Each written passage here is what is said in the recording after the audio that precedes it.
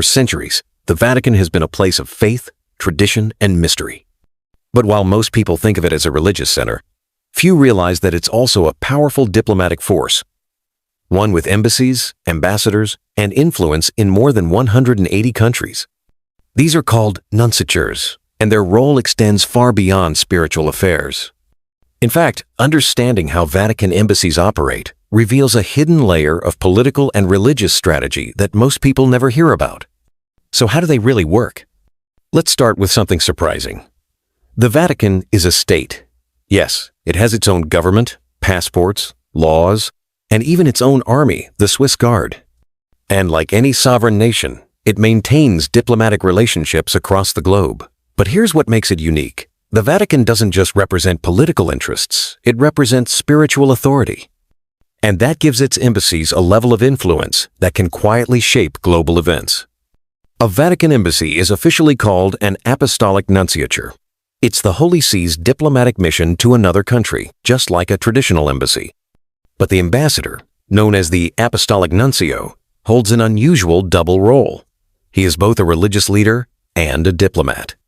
He represents the Pope to the government, but also acts as the Vatican's eyes and ears within the local church hierarchy. That means the nuncio often has a say in which bishops are appointed, how church policy is enforced, and even what moral positions the church takes in that region.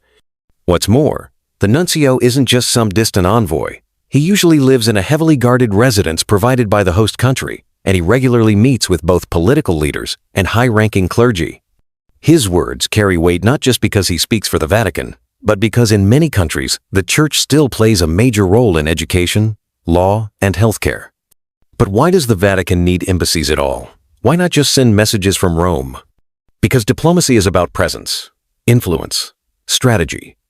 Having a nunciature in a country means the Vatican can build relationships on the ground, monitor political and cultural shifts, and protect its own interests in real time. And sometimes, that presence changes everything. Most people don't realize just how powerful these embassies can be.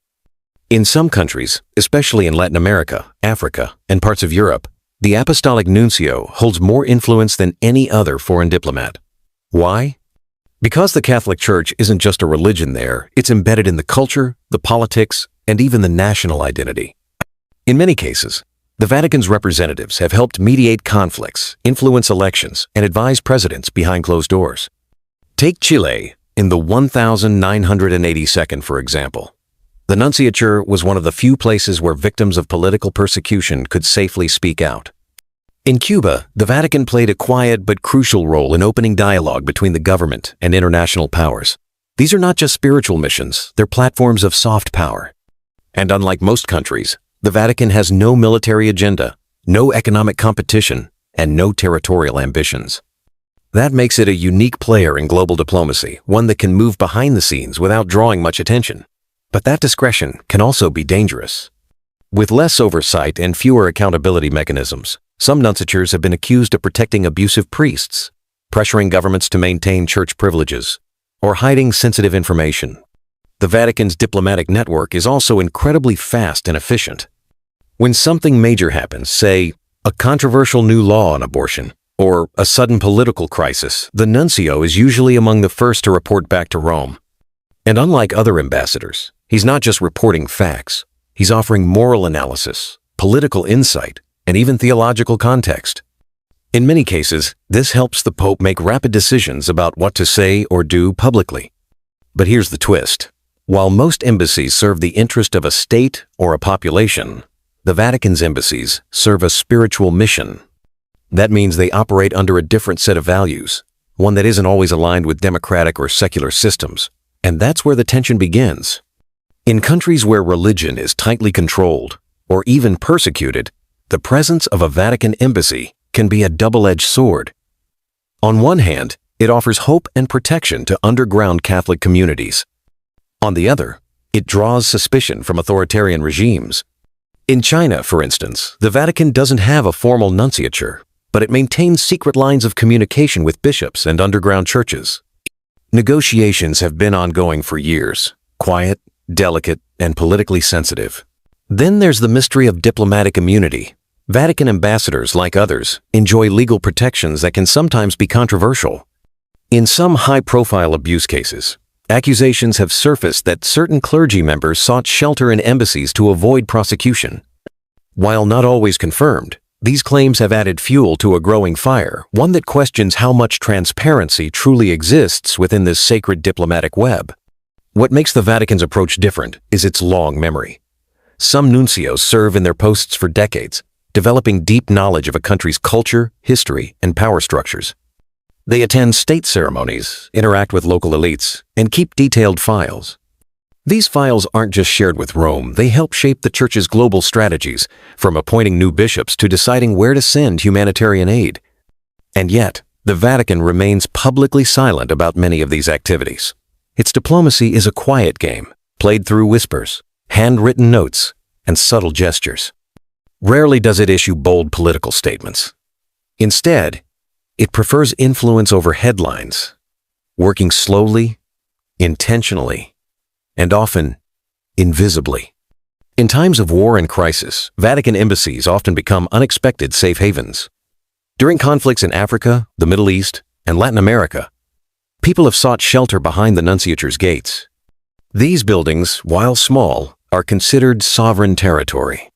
They've housed political dissidents, refugees, and even priests fleeing persecution. Though rarely publicized, these stories form a hidden chapter of international diplomacy, one where prayers and politics collide. But what's perhaps most fascinating is how the Vatican uses these embassies to spread its message without appearing forceful. They sponsor cultural events, interfaith dialogues, and charity initiatives, quietly strengthening the Church's presence without waving a flag. Unlike other embassies, the Vatican doesn't represent a traditional nation-state. It represents an idea, a faith, and a centuries-old institution with unmatched global reach. In total, the Vatican has diplomatic relations with over 180 countries. That's more than many superpowers. Yet its embassies are usually modest, sometimes tucked away in quiet neighborhoods. They operate on small budgets, but wield considerable soft power. They don't command armies, but they influence hearts and policies in ways few can rival. So the next time you pass by a nunciature, remember, behind that quiet facade lies a world of secrets, negotiations, and spiritual strategy. The Vatican may be small, but its embassies are everywhere, silently shaping history, one handshake at a time. The Vatican stands as both a symbol of faith and a fortress of secrets. For centuries, it has shaped the beliefs of billions, yet behind its walls lie stories too strange, too dark, and too powerful to share. Are they protecting us from the truth? Or protecting themselves from what the truth might do? Sometimes, the greatest mysteries aren't found in ancient ruins or distant lands, but behind the guarded gates of the smallest country on earth. And perhaps, in the silence, lies the answer.